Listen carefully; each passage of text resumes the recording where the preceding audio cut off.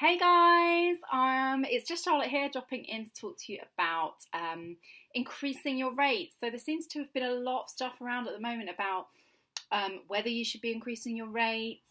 If you should, then how much should you be increasing them to, and how do you actually go about increasing those rates?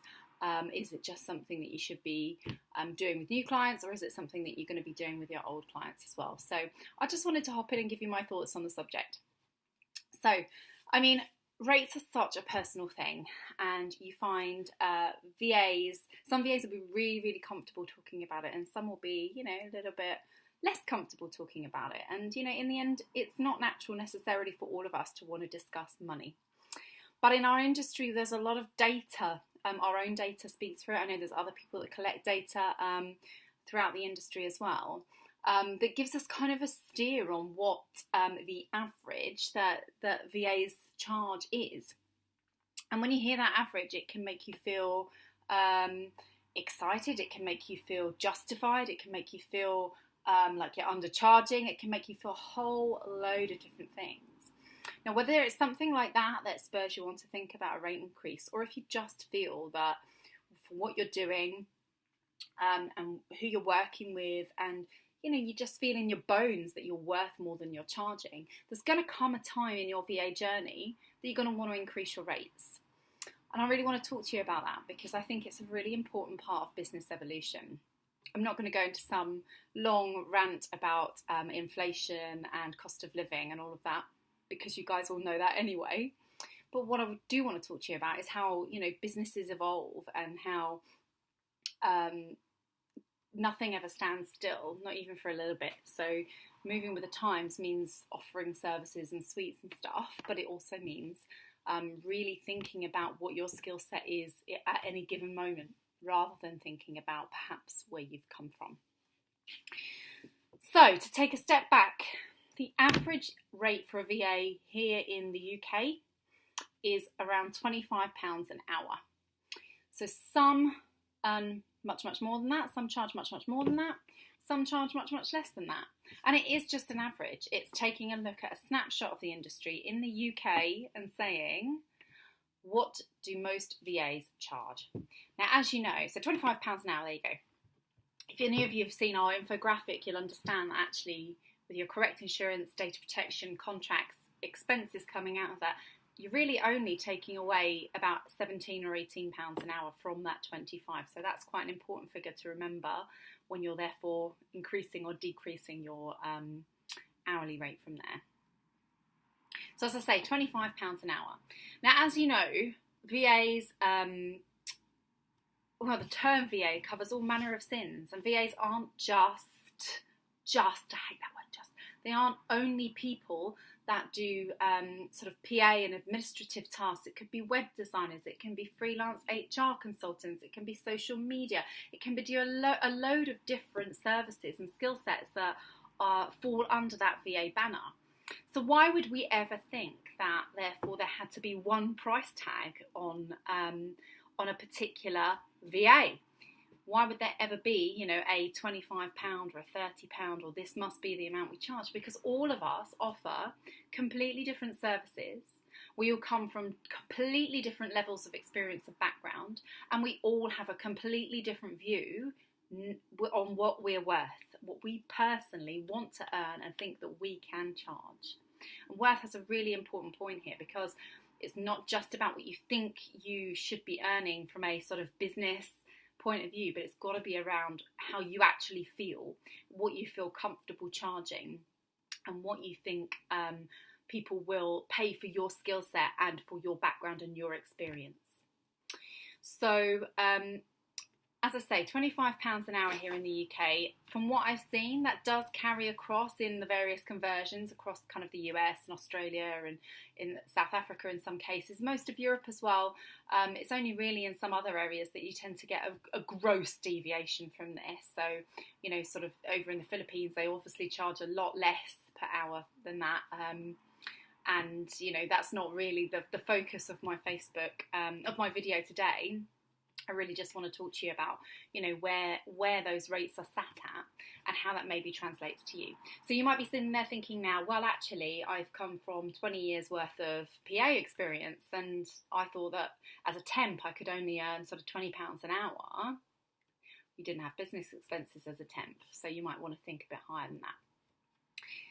Back to the point of this video, what happens when you are sat there and suddenly you're thinking, I need to increase my rates? Maybe it's because you just feel like you've been earning that amount for a particular time, or maybe it's because you've added a new skill set to your list of services or things that you can do to help your clients, or maybe it's just because you've seen somebody else doing what you do and you think, I need to be charging what they're charging. Whatever way it happens, it doesn't really matter.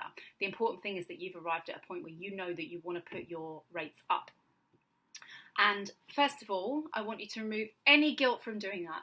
Unless you've just increased your rates within the last 3 months and nothing's changed, then I would say there's no reason why you can't put your rates up if you feel that that's what is necessary for you to feel right about your business and what is a necessary reward or a right reward for the work that you're doing for your clients.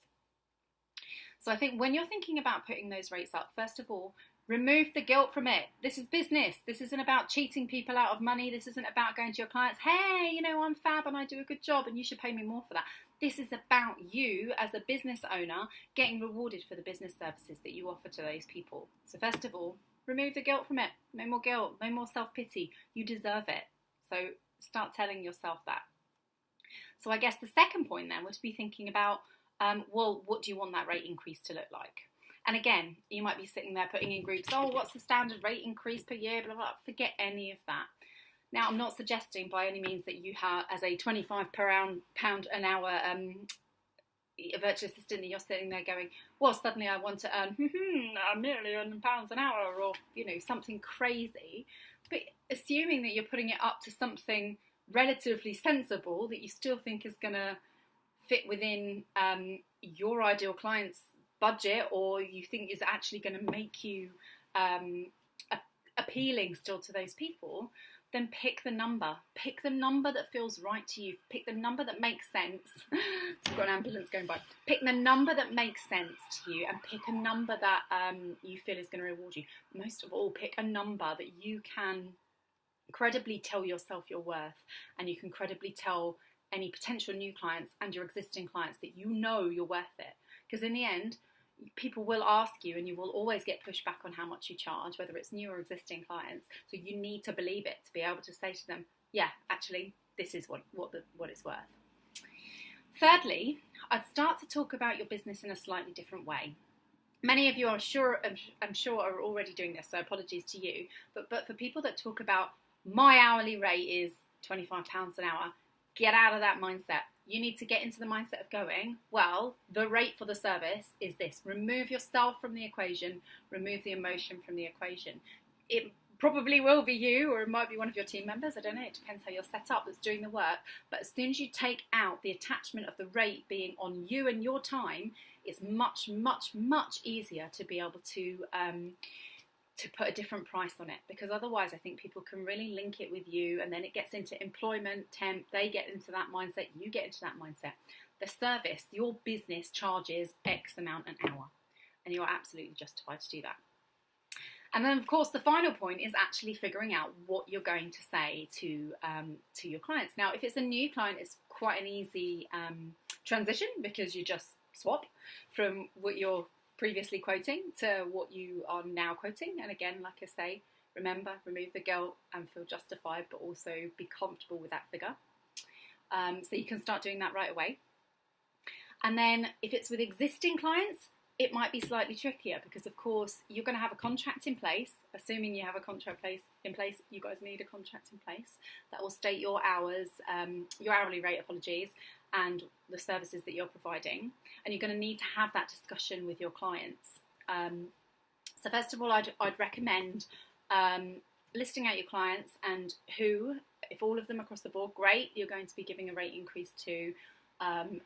If it's not all of them for your business, then you need to work out who it is that you need to notify. And what I would do is send a very professional, no emotion, nothing about you, but tell them that your business rates are going up, and give them, I would say, giving them 3 months notice would be kind. Giving them 1 month's notice is an absolute bare minimum.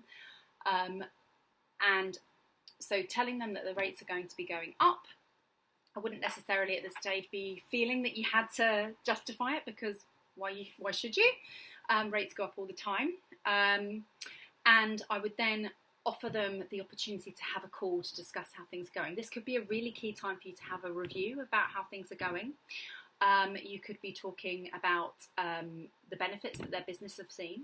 The other way to go about it is you could do that review and then talk to them about the rate increase. But if you're anything like me, before I hop on a call, I really like to have all the information to hand so that I can have a good discussion about it, rather than drop the bomb right there and suddenly then have them sort of getting over that. At least then they're not on the back foot.